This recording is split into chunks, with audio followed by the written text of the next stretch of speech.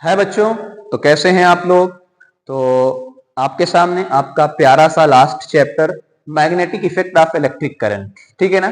तो एक बहुत ही आसान चैप्टर है, कोई इसमें न्यूमेरिकल्स नहीं है। खास बात तो आपकी ये है, तो ये चैप्टर आपको पढ़ना है। तो आपको क्या करना है इस चैप्टर के अंदर, थ्योरेटिकल पूरा का पूरा चैप्टर है, ज्यादा कुछ भी नहीं करना है, चीजों को बस आराम से समझ के जाना है और कुछ भी नहीं। चलिए, जैसे एग्जांपल के तौर पे आपके सामने ये सारी चीजें हैं, तो आपको जो क्या क्या पढ़ना है, आपको क्या क्या पढ़ना है उसके बारे में आप चर्चा कर लीजिए। सबसे पहले आपको इलेक्ट्रोमैग्नेटिज्म क्या होता है उसके बारे में पढ़ना है। इसके बाद आपको 1 मिनट गाइस, और ये थोड़ा सा बड़ा करते हैं, हाँ ठीक। उसके बाद आपको क्या है, magnetic effect of electric current पढ़ना है, मैग्नेटिक फील्ड पढ़ना है, मैग्नेटिक फील्ड लाइंस पढ़ना है। तो मैं फिर से आपको बोल रहा हूं, ये चैप्टर पूरा का पूरा आपका क्या है, थ्योरी है। थ्योरी आपको समझ के जाना है, आपको सिर्फ थ्योरी समझना है और ज्यादा कुछ भी नहीं समझना है। आराम से आपके सामने सारी चीजें बनी हुई है। सबसे पहली चीज तो आप ये देखिए कि आपके सामने है क्या, है ना, आपके सामने इंट्रोडक्शन टू इलेक्ट्रोमैग्नेटिज्म। इंट्रोडक्शन क्या है उसके बारे में देखिए। इमेजिन मैसिव क्रेन, मतलब एक बड़ी सी, पहले आपको जानना पड़ेगा कि यार देखो एक क्रेन होती है, ये पूरा का पूरा आपका क्या है, ये पूरा है ना, ये पूरा का पूरा देखो। Imagine massive crane effectively lifting tons of steel. ये मान लीजिए कोई स्टील है ना, इतने सारे टन्स ऑफ स्टील को एक मैग्नेटिक क्रेन देखो आराम से उठा ले रही है, आराम से उठा ले रही है। हाउ इट इज पॉसिबल, ये आपने क्लास 6-7 में भी आपने पढ़ा होगा। तो ये सोचो जरा, पहले सोचो यार, हाँ इतनी मैग्नेट से इतना ज्यादा स्टील कैसे चिपक जाता है, क्या होता है उसके बारे में। चलिए आगे बढ़ते हैं। अब आते हैं हम लोग magnetic effect of electric current पे। क्या मतलब इसका है, the magnetic effect of electric current is the phenomena. इसका मतलब पहला क्या है, ये फेनोमेना है where an electric current passing through a conductor. Electric current passing through a conductor, इसका मतलब क्या है कि मान लीजिए आपके पास कोई एक कंडक्टर है। कंडक्टर तो आप जानते हो, जिसमें चीजें इलेक्ट्रिसिटी कंडक्ट होती है। जैसे ही इसके अंदर आप क्या पास करवाते हो, आई का मतलब करंट। अब जैसे ही आपने करंट है तो ये क्या करता है, जनरेट, है ना, पूरा क्या करता है बेटा, generate magnetic field. Magnetic field, तो मैग्नेटिक फील्ड जनरेट करने लगता है। इतनी बातें आपको पूरी समझ में आ गई होंगी। ये मैंने ये पूरा पीपीटी में लिखा हुआ है और ये पूरा आपको अच्छे से बना के दिखा दिया कि एक कंडक्टर है जिसके अंदर जब आप करंट पास कराते हो तो वो मैग्नेटिक फील्ड जनरेट करता है अपने आसपास। उसे ही क्या बोलते हैं, magnetic effect of electric current, कि इलेक्ट्रिक करंट की वजह से। तो यहां एक बात और ध्यान देने वाली है कि करंट की वजह से क्या आया है, मैग्नेटिक फील्ड। करंट की वजह से क्या आया है, मैग्नेटिक फील्ड आया है। मैग्नेटिक फील्ड की वजह से करंट नहीं आया है, ये ध्यान देना। करंट की वजह से मैग्नेटिक फील्ड आया है, मैग्नेटिक फील्ड की वजह से करंट नहीं आया है। अब चलते हैं यहां, ये इंट्रोडक्शन है इलेक्ट्रोमैग्नेटिज्म का। ये बड़ा इंपॉर्टेंट पॉइंट है, मैं आपको बताऊं। आपने जब इलेक्ट्रिसिटी चैप्टर पढ़ा था, बात समझना, दो चीज आपने देखा होगा, स्टेशनरी चार्ज। चार्ज दो टाइप के होते हैं, चार्ज दो टाइप के होते हैं। अब यहां समझना, स्टेशनरी का मतलब क्या होता है, रुका हुआ। चार्ज कहां है, रुका हुआ है। तो मैं आपको ऐसे समझाऊं इसको, मान लो एक क्यू चार्ज है, ये क्या है बेटा, क्यू चार्ज है, और ये पूरा का पूरा एक चार्ज है। तो ये क्या, रेस्ट पर है। और अगर ये चार्ज रेस्ट है, रेस्ट का मतलब क्या है, रुका हुआ, स्टेशनरी। तो रेस्ट चार्ज क्या प्रोड्यूस करता है, इलेक्ट्रिक फील्ड, है ना। ये क्या प्रोड्यूस करता है, इलेक्ट्रिक फील्ड प्रोड्यूस करता है, इलेक्ट्रिक फील्ड प्रोड्यूस करता है। लेकिन अगर कोई चार्ज मूव कर रहा है, अगर कोई चार्ज मूव कर रहा है, मतलब क्या है, देखो एक ये चार्ज है और ये चार्ज क्या कर रहा है, मूव कर रहा है। तो अगर चार्ज आपका मूव करेगा तो ये इलेक्ट्रिक फील्ड, तो मैंने कहा यार ये इलेक्ट्रिक फील्ड और साथ में बी का मतलब क्या होता है, मैग्नेटिक फील्ड, दोनों प्रोड्यूस करता है, दोनों प्रोड्यूस करता है। ये बहुत इंपॉर्टेंट पार्ट आपका है, ये बहुत इंपॉर्टेंट पार्ट आपका है। बात समझ में आ गई। अच्छा, एक और चीज यहां पे आपको बताने के लिए मैं खाली हिंट देता हूं कि ये जो मूव करेगा ना, कांस्टेंट स्पीड से मूव करेगा। तो एक और केस हो सकता है कि अगर आपका चार्ज, अगर आपके चार्ज के अंदर एक्सेलरेशन हो, अगर आपके चार्ज के अंदर एक्सेलरेशन हो तो इलेक्ट्रिक फील्ड भी प्रोड्यूस करता है, मैग्नेटिक फील्ड भी प्रोड्यूस करता है। साथ में आपने कभी नाम सुना होगा, है ना, इलेक्ट्रोमैग्नेटिक वेव। क्या नाम था, इलेक्ट्रोमैग्नेटिक वेव, तो इलेक्ट्रोमैग्नेटिक वेव का भी प्रोडक्शन होता है। बात समझ में आ गई? जितनी भी अपनी फ्रीक्वेंसी होती है, लाइट होती है, आपने सुना होगा गामा रेडिएशन, एक्स रेडिएशन, बहुत सारी चीजें, तो आपको इतनी चीजें ध्यान रखना है ना, इतनी चीजें आपको ध्यान रखना है। ठीक, अच्छा, चार्ज मूव कब करता है बेटा? चार्ज मूव करने का मतलब क्या है? करंट डेवलप होगा, अभी हम बात करेंगे। आगे बढ़ते हैं, आगे क्या है? Magnetic effect of electric current. अब ये बहुत ध्यान से देखना, ये सारे पार्ट थ्योरेटिकल हैं, तो बहुत ध्यान से आप देखना क्या लिखा हुआ है। इन 1880 हैंस क्रिश्चियन ऑस्ट्रॉयड, तो आपको ये इनका नाम याद रखना है, आपको इनका नाम याद रखना। ऑरेस्टेड एक्सपेरिमेंट के नाम से जाना जाता है।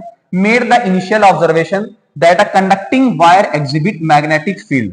कंडक्टिंग वायर, तो मैं वन बाय वन चीजों को लिख रहा हूं, इनका मतलब क्या है कि एक वायर है, मैंने कहा यार एक वायर, इन्होंने कहा यार एक वायर है, और ये वायर कैसा है? कंडक्टर।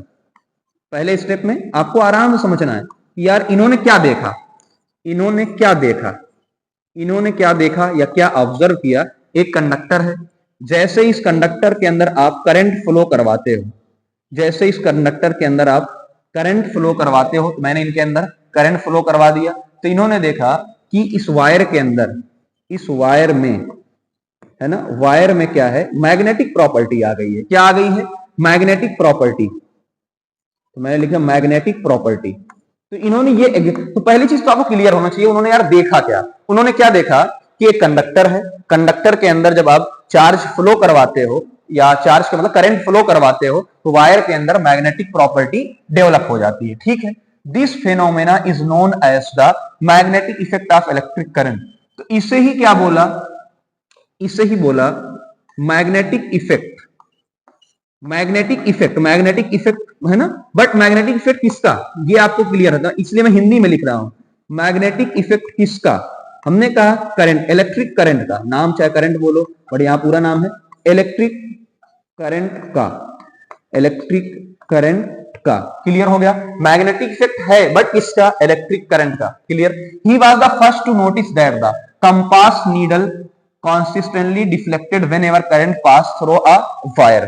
इनका अच्छा एक और चीज है, यही सेम पॉइंट बता रहा हूं, अगर वायर में मैग्नेटिक फील्ड आई है, तो मैग्नेटिक फील्ड की वजह से क्या होगा कि जो कंपास होगा, जो आपका कंपास होगा, कंपास क्या करने लग जाएगा? डिफ्लेक्ट करेगा। अच्छा, कंपास डिफ्लेक्ट करने का मतलब उसकी नीडल डिफ्लेक्ट करेगी। जो कंपास नीडल है वो क्या करेगी बेटा? डिफ्लेक्ट करने लग जाएगी, हिलने लग जाएगी। वही चीज उन्होंने कहा, एक बैटरी है, जब वहां से इन्होंने करंट को पास करवाया तो उन्होंने देखा कि ये डिफ्लेक्शन शो कर रही है। देखो, ये डिफ्लेक्ट कर रही है, डिफ्लेक्ट कर रही है, डिफ्लेक्ट कर रही है। तो ये पूरी बात आपको समझ में आ चुकी होगी पूरी। तो मैंने आसान वर्ड में आपको लिख दिया। और अगला फिर क्या देखा? अगली चीज देखा, in a compass the needle of the compass is a magnet. तो फिर अब क्या है कि जो कंपास की नीडल, आपको पहले से पढ़ा होगा, मैं फिर से बता रहा हूं, जो कंपास नीडल है ना, तो needle of the compass is a magnet. तो कंपास नीडल क्या होती है? ये आपने क्लास आई थिंक 6 में पढ़ा होगा। ये एक मैग्नेट होता है, एकदम आसान चीजें लग रहा होता कि आपको कोई दिक्कत ना हो पढ़ने में। मैग्नेट है, align itself along the north, और अगर ये मैग्नेट है तो नॉर्थ और साउथ डायरेक्शन में अलाइन होती है, नॉर्थ और साउथ डायरेक्शन में खुद को अलाइन कर लेती है, खुद को अलाइन कर लेती है। ये बात आपने पहले से पढ़ी हुई है। ठीक, when a magnet is brought close to it. अब हम क्या कर रहे हैं? सेकंड स्टेप में एक मैग्नेट लेकर आ रहे हैं। सेकंड स्टेप में हम मैग्नेट ला रहे हैं। हमने कहा हम एक मैग्नेट लेकर आ रहे हैं। ठीक है, मैग्नेट लेकर आ रहे हैं। The needle experience deflection. जैसे ही मैग्नेट लाएंगे तो जो नीडल होगी, नीडल हिलना शुरू हो जाएगी। तो नीडल के अंदर क्या आएगा? डिफ्लेक्शन। डिफ्लेक्ट करने का मतलब अपनी जगह से हटना, यानी नीडल, मान लीजिए ये नीडल ऐसे है तो ऐसे ऐसे ऐसे होने, तो नीडल के अंदर डिफ्लेक्शन शो हो रहा है। 2 पॉइंट हो गया। अगला, similarly the compass needle deflect when the compass is near the current flowing wire. अब एक बात समझ में आ गई यार, इसके अंदर डिफ्लेक्शन है, और सेम जब हम इसके अंदर आई पास करवा, वायर के अंदर आई पास करवा रहे हैं, कहां? वायर में।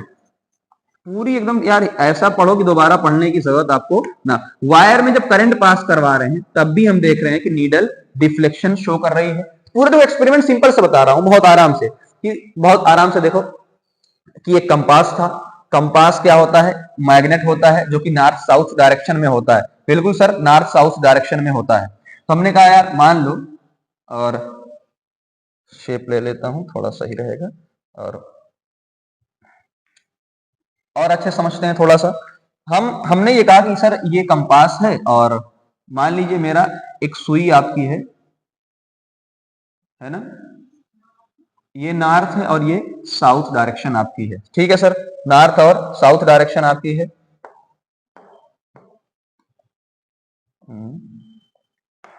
हाँ ठीक, तो नॉर्थ और साउथ डायरेक्शन आपकी है।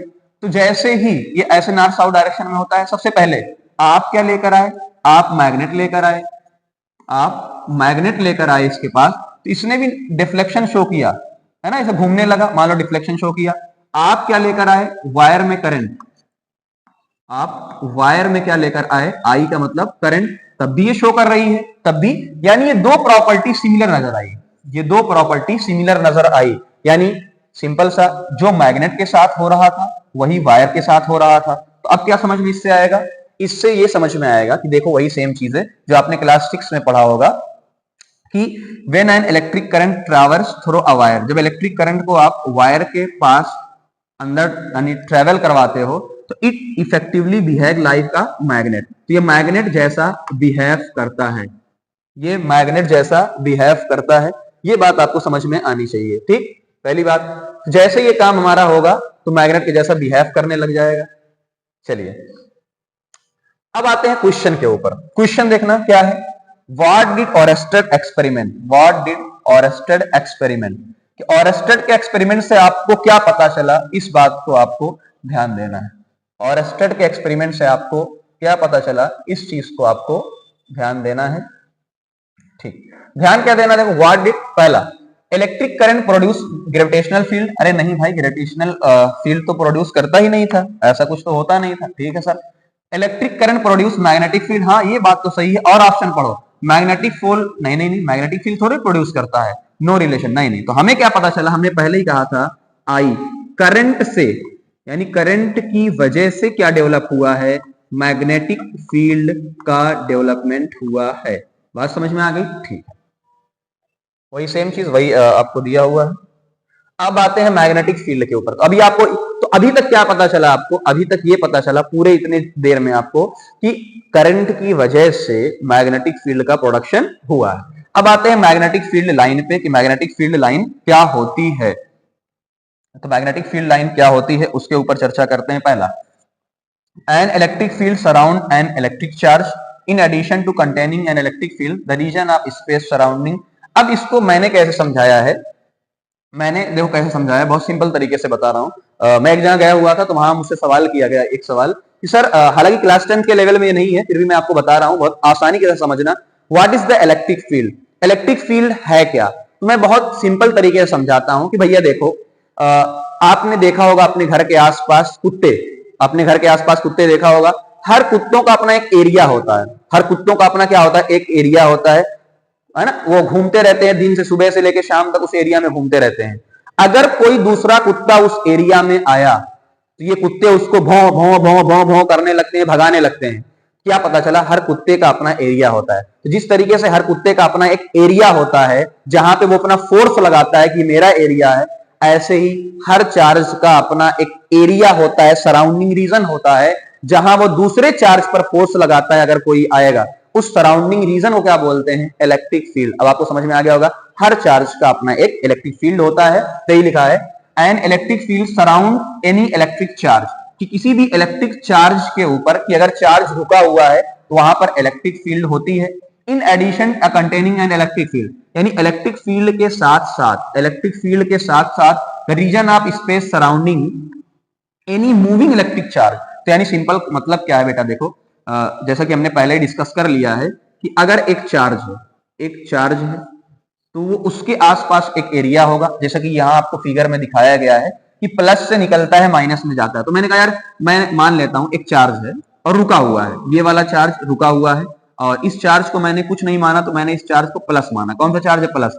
अब इस प्लस से इलेक्ट्रिक फील्ड निकलती है, जो लाइंस होती हैं इलेक्ट्रिक फील्ड की लाइंस, इस प्लस से निकलती हैं। तो आपको देखना को मिलेगा, इस प्लस से निकलती है, ये रुका हुआ है। ऐसे ही अगर कोई चार्ज होता है और इस चार्ज को मैंने क्या लिया माइनस, तो इसके अंदर इलेक्ट्रिक फील्ड आती है, इसके अंदर इलेक्ट्रिक फील्ड आती है। आप आगे जब जाओगे तो आपको ये पढ़ने को मिलेगा। तो पहली चीज तो ये चार्ज रुका हुआ है, लेकिन अगर कोई चार्ज मूव कर रहा है तो उसके साथ इलेक्ट्रिक फील्ड और मैग्नेटिक फील्ड दोनों होगा, तो ये आपको पढ़ने को मिल गया।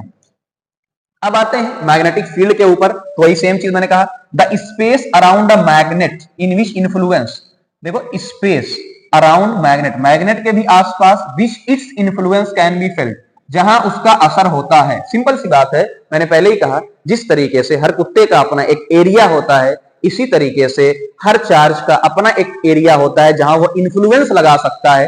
तो सिंपल सी बात है, चार्ज इलेक्ट्रिक फील्ड, मैग्नेट का मैग्नेटिक फील्ड, अभी के लिए चार्ज का इलेक्ट्रिक फील्ड, मैग्नेट का मैग्नेटिक फील्ड। सिंपल सी बात आपको समझ में आ गई।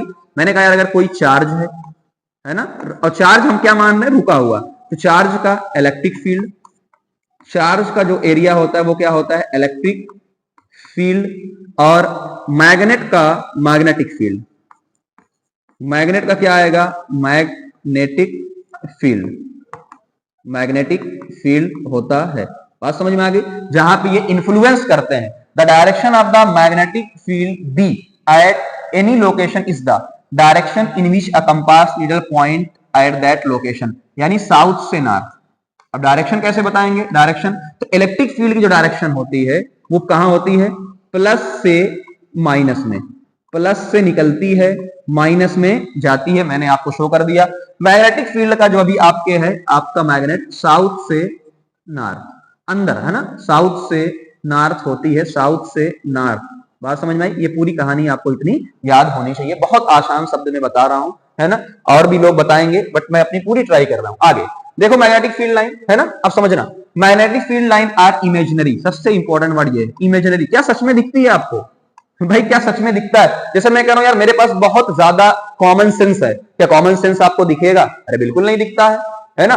तो इसी तरीके से क्या इसे लिखा हुआ ये कुत्ते का एरिया है, एरिया है नहीं ना लिखा, तो ऐसे ही आपको ये लाइन दिखती थोड़ी है।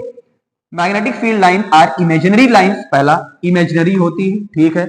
Use to visualize the direction of strength, क्या किया था, visualize the direction of and sorry direction, एक तो डायरेक्शन बताती है पहली चीज, दूसरी ये बताती है स्ट्रेंथ ऑफ मैग्नेटिक फील्ड। कैसे मैग्नेटिक फील्ड की स्ट्रेंथ कैसे बताएगी, मैं एग्जांपल समझता हूं। डायरेक्शन तो आपको समझ में आ गया है, अब डायरेक्शन में भी आपको ध्यान क्या रखना है वो समझना बेटा। डायरेक्शन में भी आपको ध्यान क्या रखना है वो बड़ा इंपॉर्टेंट है। तो एक चीज देख लो, डायरेक्शन में आपको ध्यान कैसे रखना है। चलो ये मान लो आपका साउथ पोल है, ये आपका नॉर्थ है ना। चलो तो एक चीज खाली याद रखना है कि अंदर क्या होता है, साउथ से नॉर्थ, साउथ से नॉर्थ, साउथ से नॉर्थ, है ना। हमारे टीचर ने क्या बताया था, आप लोगों ने देखा होगा, सत्यनारायण। क्या होता है सत्यनारायण, यानी साउथ से नॉर्थ। अब खुद बताओ, अगर अंदर साउथ से नॉर्थ है तो बाहर नॉर्थ से निकलेगी, बिल्कुल बाहर नॉर्थ से निकलेगी, बाहर नॉर्थ से निकलेगी।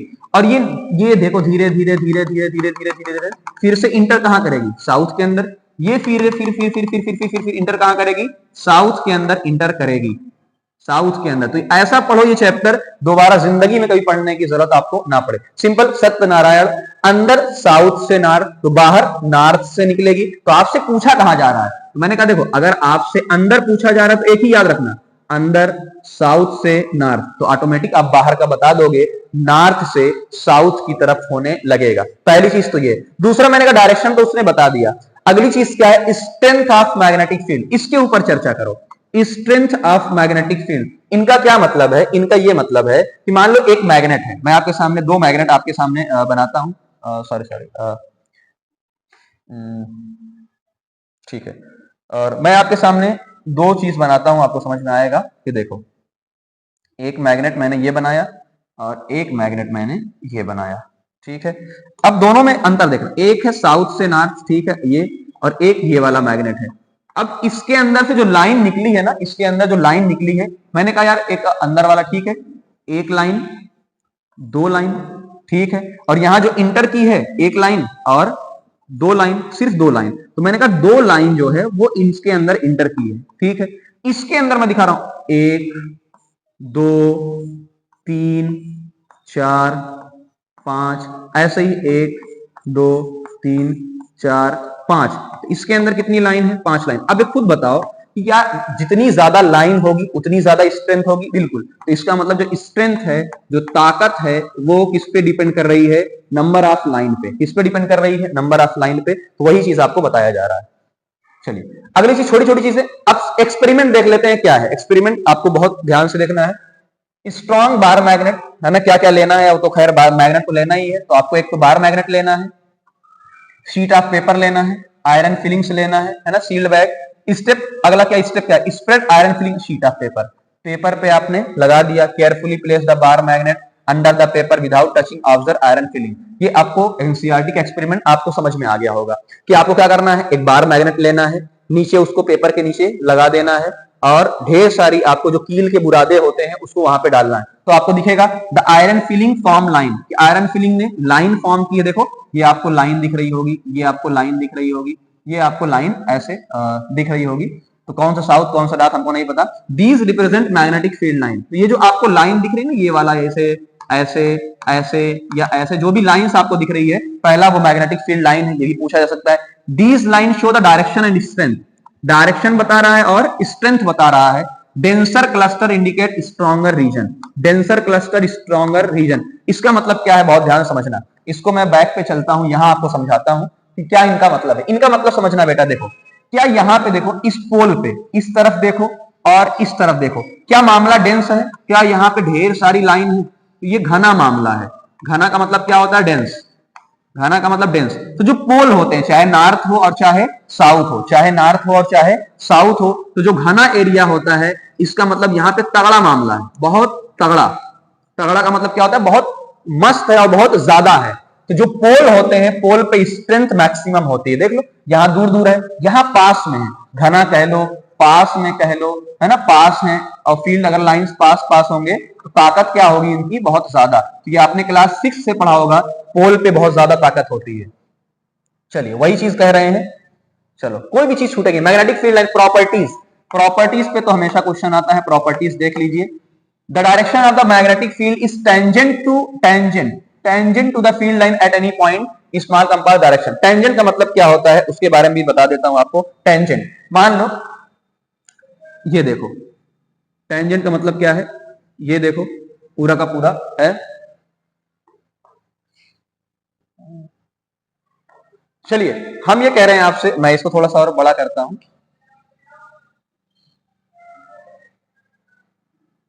थोड़ा सा और बड़ा करके आपको बताता हूं। यहां पे और क्या करना है? देखो the direction of tangent. Tangent का मतलब क्या होता है?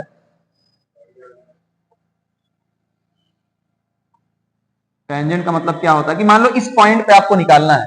इस पॉइंट पे एक सीधी लाइन, वही क्या होती है? टेंजेंट, सीधी लाइन। तो इस जिस पॉइंट पे आपको निकालना है, टेंजेंट ड्रॉ कर दो तो आपको डायरेक्शन पता चल जाएगा। पहली चीज तो ये important point. The strength of field line is perpendicular of line. कि यार स्ट्रेंथ जितनी पास में होगा, तो हमने पहले ही आपसे कहा था अगर लाइंस क्या है? पास पास है, लाइन पास पास है, तो ताकत या स्ट्रेंथ क्या होगी?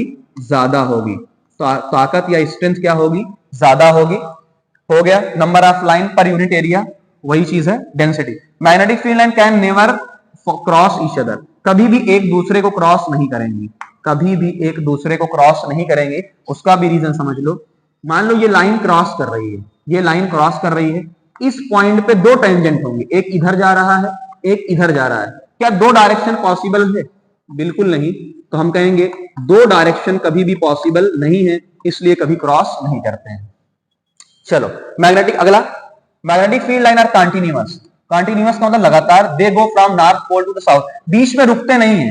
अगर आप साउथ से निकले हैं, देखो साउथ से नॉर्थ में अगर आप निकले हैं, कोई लाइन निकली है, ये ना फिर से लौट के आएगी, फिर से लौट के आएगी। इसे क्या बोला जाता है? कॉन्टिन्यूअस बोला जाता है। चलो मैग्नेटिक फील्ड देख लो, ये पूरा आपका एक बार देख सकते हो कैसे क्या क्या है। तो फिगर आपको दिख रहा है, एक्सप्लेनेशन की बहुत जरूरत है नहीं। नॉर्थ नॉर्थ रेपल कर रहे हैं, यहाँ पे क्या हो रहा है? रेपल हो रहा है। साउथ साउथ भी रेपल कर रहे हैं, इसलिए ऐसी लाइन आ रही है। नॉर्थ और साउथ आपस में क्या करते हैं? अट्रैक्ट करते हैं, इसलिए लाइंस ऐसी आ रही हैं।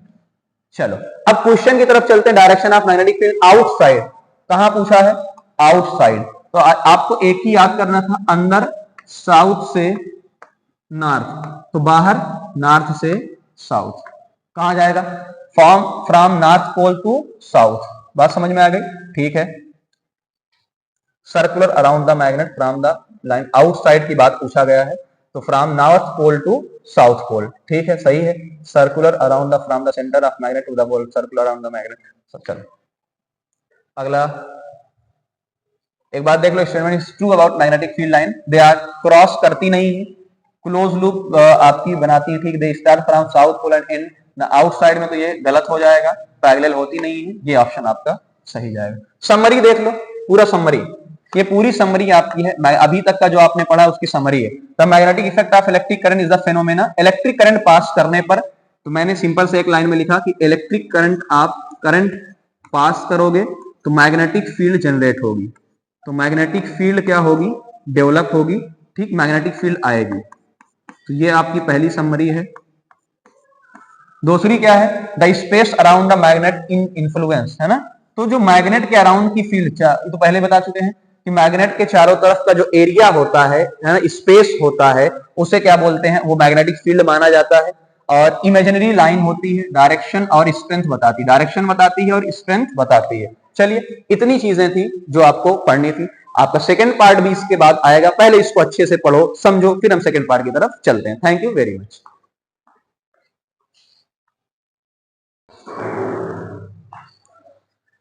हाय बच्चों, कैसे हैं आप लोग? तो ये magnetic effect of electric current का सेकंड पार्ट है, जहां आप लोगों ने फर्स्ट पार्ट तो पूरा स्टडी कर लिया होगा, है ना। ये पूरा फर्स्ट पार्ट की समरी मैंने आपको सारी चीजें बताई थी, सारी फर्स्ट पार्ट बहुत अमेजिंग मैंने बताया है। चलिए हम चलते हैं सेकंड पार्ट की तरफ, और सेकंड पार्ट में आपको देखिए ये एनसीईआरटी आपको दिख रही है पूरी की पूरी, ये एनसीईआरटी आपको पूरी की पूरी दिख रही है। अब यहाँ पे यहां तक हम लोगों ने डिस्कस कर लिया था, यहां तक आप जब पढ़ेंगे, यहां तक हम लोगों ने डिस्कशन कर लिया था। आप अच्छे से पढ़िएगा तो आपको सारी की सारी पता चल जाएगी। ये वाला पॉइंट देखिए, हम लोगों ने डिस्कस किया था, फील्ड जितनी पास पास में होगी, है ना, लाइन जैसे हमने कहा ना कि देखो, मान लो एक लाइन ये है और ये है, लाइन एकदम पास पास है, तो अगर लाइन एकदम पास पास है तो आपकी जो इलेक्ट्रिक फील्ड होगी, सॉरी, आपकी जो मैग्नेटिक फील्ड होगी वो बहुत तगड़ी होगी, बहुत अच्छी होगी, बहुत स्ट्रेंथ वाली होगी। और लाइन पर अगर एक लाइन यहां है, एक लाइन यहां पे है, तो वो मजा नहीं आएगा, वो मजा नहीं आएगा, यानी उतना ज्यादा अच्छा नहीं होगा। वही चीज यहाँ पे लिखी हुई है। अब हम चलते हैं अपने पास कि magnetic field due to a current carrying conductor, ये करंट कैरिंग कंडक्टर है। करंट कैरिंग कंडक्टर का मतलब क्या होता है? हम अक्सर अभी यहाँ पे वायर लेते हैं, है ना, और अलग अलग टाइप का आपको पढ़ना है, वन बाय वन हम डिस्कस करते हैं। Produce, let us repeat the activity. तो आपको एक एक्टिविटी एनसीईआरटी में दी हुई है, तो आपको यहां पे क्या ध्यान देना है? इतना ध्यान देना है कि देखो, copper wire place parallel and over the compass needle. तो आपको दिया क्या हुआ है? Copper wire. तो ध्यान से देखो, आपको दिया हुआ है कॉपर का वायर दिया हुआ है। कॉपर वायर के अंदर करंट क्या करेंगे? पास करेंगे। और सबको पता है अगर कॉपर वायर एक कंडक्टर होता है, तो अगर करंट को आप पास करेंगे, करंट पास करने की वजह से क्या होगा बेटा? यहां पे मैग्नेटिक फील्ड आएगी, मैग्नेटिक फील्ड आएगी। और अगर मैग्नेटिक फील्ड आएगी तो मैग्नेटिक फील्ड के आने की वजह से जो नीडल होती है वो डिफ्लेक्ट करेगी। वो नीडल क्या करेगी? डिफ्लेक्ट करेगी। वो नीडल डिफ्लेक्ट करेगी। यहां तक की बात हम लोगों ने पिछले चैप्टर तक देख लिया था, पिछले यानी टॉपिक तक देख लिया था। तो इतनी बहुत इंपॉर्टेंट, यही पूरा समरी था कि आप कंडक्टर के अंदर करंट पास करेंगे तो आपका मैग्नेटिक फील्ड होगा और उसकी वजह से कंपास का नीडल डिफ्लेक्ट करेगा। अब यहां पर बात क्या है कि अगर करंट आपने डायरेक्शन रिवर्स कर दिया, करंट पास तो कर रहे हैं, लेकिन अगर करंट की आपने डायरेक्शन रिवर्स कर दिया, रिवर्स, तो जो मैग्नेटिक फील्ड की डायरेक्शन है, तो जो आपका डायरेक्शन ऑफ करंट रिवर्स, तो नीडल बिकम अपोजिट, तो जो नीडल होगी डिफ्लेक्शन वो भी अपोजिट डायरेक्शन में होगा। तो जो डिफ्लेक्शन होगा वो भी क्या होगा? आपके अपोजिट डायरेक्शन के अंदर होगा। ये बात हम लोगों ने डिस्कस यहां पे, ये पॉइंट निकल कर आया, ये पॉइंट निकल कर आया। चलिए अब आते हैं magnetic field due to a current through a straight conductor. अब अगला जो टॉपिक हम लोगों को पढ़ना है वो स्ट्रेट कंडक्टर की वजह से कैसा होगा वो पढ़ना है। अब यहां पे इंपॉर्टेंट आता है कि आपके पास क्या है? एक वायर है। तो मैं आप यहां पे लेता हूं, तो इस डायग्राम को आप ध्यान से देखिएगा। तो मैं कितनी चीजें बता रहा हूं उतनी चीजें आप बात करिएगा। चलो, मैंने कहा कि मान लीजिए आपके पास एक वायर है, वायर के अंदर आप क्या है? करंट फ्लो करवा रहे हैं। वायर के अंदर ये ए और बी वायर है, इसके अंदर आप करंट फ्लो करवा रहे हो। तो अभी पूरी सर्किट नहीं ले रहा हूं, देखो सर्किट पूरी की पूरी आपकी बनी हुई है। सर्किट यानी आपका करंट पास हो रहा है, तो मैं अभी एक चीज लेता हूं कि स्ट्रेट वायर है और वायर के अंदर क्या है, आपका करंट फ्लो हो रहा है, तो यहां पर मैग्नेटिक फील्ड कैसे आएगी वो ध्यान देना। यानी ये मान लो मैं इस पॉइंट पे लेता हूं, इस पॉइंट पे, तो इसे एक सर्कल, छोटा, फिर एक बड़ा सर्कल, बड़ा सर्कल, एक बड़ा सर्कल, तो इसे हम लोग बोलते हैं, अगर देखा जाए कोई बोलते हैं कॉन्सेंट्रिक सर्कल। कॉन्सेंट्रिक सर्कल है, कैसा है, कॉन्सेंट्रिक सर्कल। कॉन्सेंट्रिक का मतलब क्या होता है, जिसका ओरिजिन सेंटर सेम होता है, सेंटर एक ही है, सेंटर क्या है, एक ही है, सेंटर कैसा है, एक ही है। पहली चीज ये आपको क्लियर होनी चाहिए, पहली चीज ये आपकी क्लियर होनी चाहिए। यार देखो, अगर एक स्ट्रेट वायर होता है, बहुत आसानी, स्ट्रेट वायर के अंदर से अगर आप करंट को पास करवाते हो, ये आई करंट है ना, ये जो लाल ये आपको दिख रहा है, ये क्या है, करंट है। अगर एक स्ट्रेट वायर है जिसके अंदर से आप करंट को पास करवाते हो, तो क्या होगा, आपकी एक मैग्नेटिक फील्ड बनेगी, और वो मैग्नेटिक फील्ड कैसी होगी, कंसेंट्रिक सर्कल के फॉर्म में होगी, कंसेंट्रिक सर्कल के फॉर्म में होगी। अब यहां पे बात आती है डायरेक्शन की, कि सर आपने ये बता दिया कि सर्कल के फॉर्म में होगी, वो तो अच्छी बात है, बट इसकी डायरेक्शन क्या होगी। तो डायरेक्शन के लिए यहां पे देखो आपको लिखा है राइट हैंड थंब रूल, ये आपको दिखा है। डायरेक्शन क्या है, तो मैंने डायरेक्शन के लिए आपको ये चीज दे दिया कि right hand thumb rule. Right hand thumb rule का कहना क्या होता है कि अगर राइट हैंड थंब रूल का मतलब देखो बेटा, करंट की डायरेक्शन है ये, करंट की डायरेक्शन में अपने थंब को लेके जाओगे, बिल्कुल, तो ऐसे मोड़ना है, देखो ऐसे। तो अगर करंट ऊपर जा रही है तो आप ऐसे, ऐसे है ना, यानी आपका करंट ऊपर जा रही है तो आप ऐसे, आपकी उंगलियां कैसे मुड़ रही हैं, देखो इस तरीके से मुड़ रही हैं। तो कर करंट की डायरेक्शन ये है, तो आपकी उंगलियां इस तरीके से मुड़ रही हैं। बात समझ में आ गई, इस तरीके से मुड़ रही हैं। और अगर आप मान लीजिए आपकी करंट इस डायरेक्शन में जा रही है, तो आओ नीचे की तरफ करो, नीचे। अब उंगलियां ऐसे मुड़ेंगी, कैसे मुड़ेंगी, अब आपकी उंगली इस तरीके से मुड़ेगी, आपकी उंगली इस तरीके से मुड़ेगी। तो देख लो आपकी डायरेक्शन इस, बहुत आसान है भाई। अगर देखो थंब को ऐसे किया आपने, देखो थंब को ऐसे किया, ऐसे ऐसे है ना, इस तरीके से आपने किया। दूसरी चीज मैं आपको दिखाऊं, दूसरी चीज आपकी क्या है,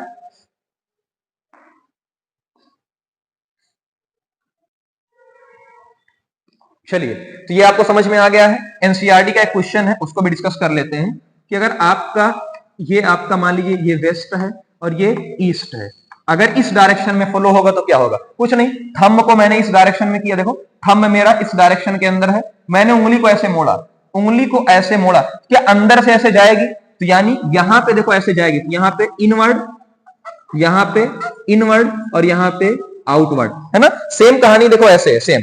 ये आपका क्या है, ये पूरा का पूरा पेंसिल को देख रहे हो आप, ये पूरा है, करंट को मैंने इस डायरेक्शन किया, देखो ऐसे, देखो ऐसे, तो ये इनवर्ड और यहां से निकल के आएगा आउटवर्ड। तो ये पूरी कहानी आपको समझ में आ गई होगी, पूरी की पूरी, ठीक।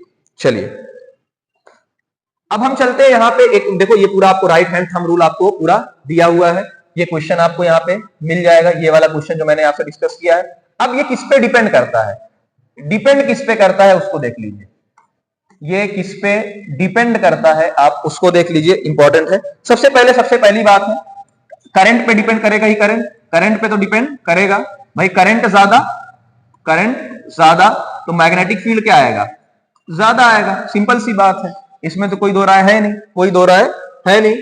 अगली चीज, अगली चीज क्या है, डिस्टेंस और डायरेक्शन। डिस्टेंस, अगली चीज क्या होती है, डिस्टेंस। अगर हम सिंपल सी बात कहेंगे तो कॉमन सेंस है कि अगर दूरी ज्यादा होगी तो आपकी मैग्नेटिक फील्ड क्या होगी, कम होगी। ये तो बहुत सिंपल ऑब्वियस सी बात है ना, दूरी है ना, जैसे मान लो यहाँ पे इतनी दूर पे हूं, ज्यादा इफेक्ट आएगा, बहुत दूर हो तो कम इफेक्ट आएगा। तीसरा डायरेक्शन, कि अगर डायरेक्शन आप रिवर्स कर दोगे तो उसका भी मामला रिवर्स हो जाएगा। तो डायरेक्शन पे रिवर्स करते हैं, अगर डायरेक्शन को क्या कर देते हैं, रिवर्स, तो अगर डायरेक्शन रिवर्स हो जाएगा तो आपकी मैग्नेटिक फील्ड भी क्या हो जाएगी, रिवर्स डायरेक्शन में आएगी। तो मैग्नेटिक फील्ड भी क्या हो जाएगी, रिवर्स डायरेक्शन के अंदर आएगी, सिंपल सी बात है, ठीक। चलिए तो ये पूरा पढ़ लेते हैं पहला, उसके बाद हम आते हैं कि हमारा पूरा खत्म, बहुत है। या अब आसान, इन दोनों को हम कैसे लिख सकते हैं कि देखो जो आपकी मैग्नेटिक फील्ड है आई पर डायरेक्टली प्रोपोर्शनल है और डी पर इनवर्सली प्रोपोर्शनल है, ये सिंपल सी बात है, डायरेक्शन वाली बात मैंने आपको बता दिया। अब अगली चीज क्या है बेटा, अगली चीज को अगर आप बहुत ध्यान से देखोगे, एक लूप है, आपको क्या दिया हुआ है, एक लूप। तो अगली चीज आपको लूप दिया हुआ है, कंसेंट्रिक लूप। तो मैं लूप की कहानी यहाँ पे समझा देता हूं आपको। लूप है क्या, कंसेंट्रिक लूप क्या है आपके, उसके बारे में चर्चा कर लेता हूं थोड़ा सा।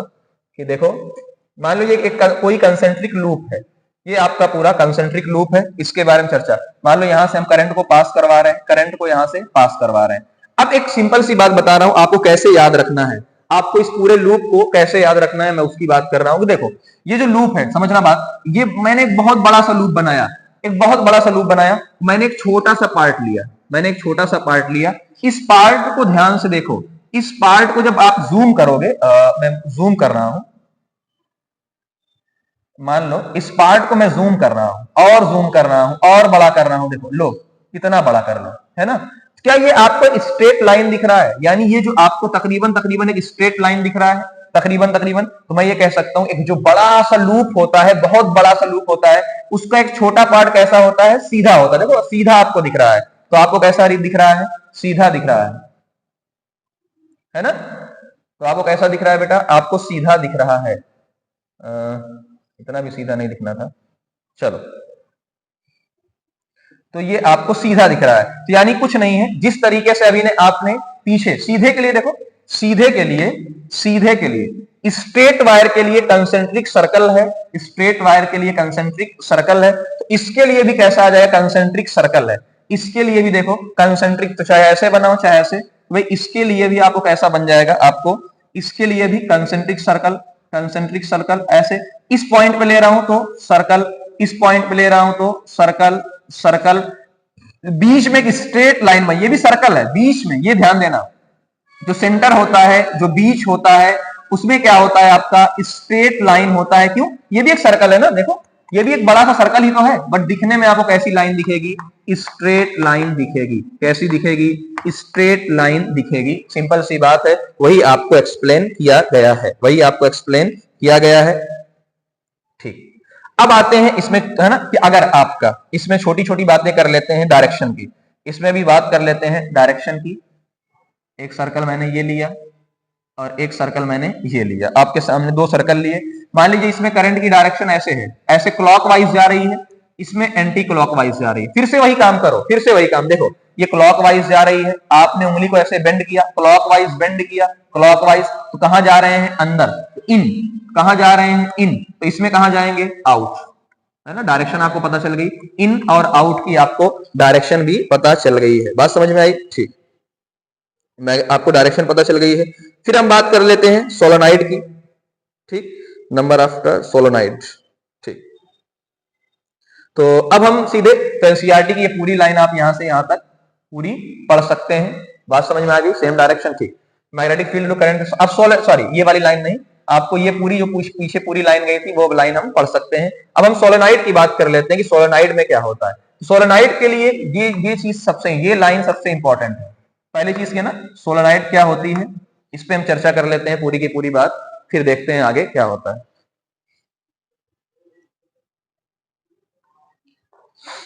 चलिए बेटा हम सोलेनॉइड पे चर्चा कर लेते हैं कि सोलेनॉइड का आपको क्या करना है। तो कॉपी क्या करना है,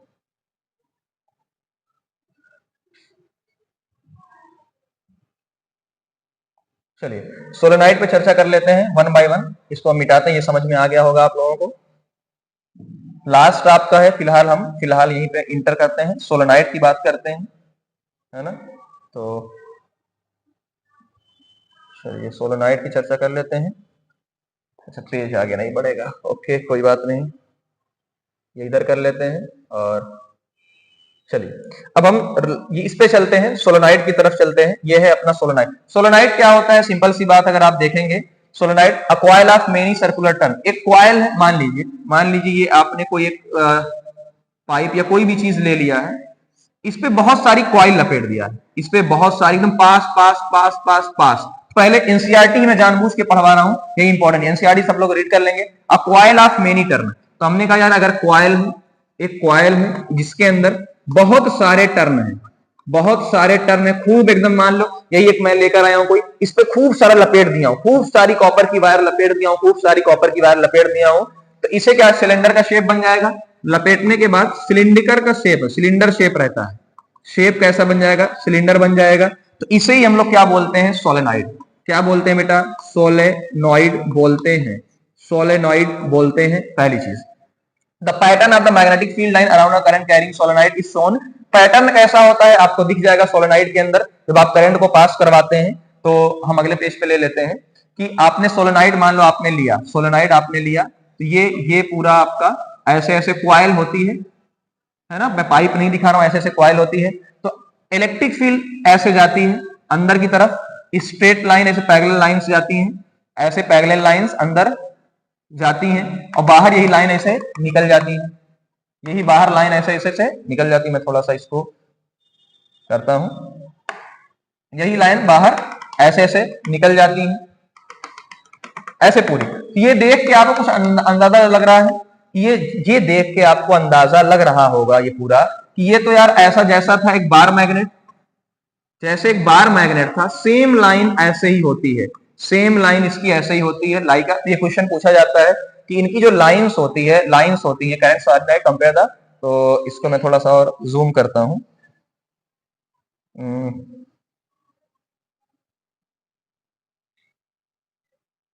मैं इसको थोड़ा सा ना, ये मैंने जूम किया, रिफ्रेश कर दे, एक मिनट जस्ट वेट। रिफ्रेशिंग हो गया आपका पूरा, है ना? चलो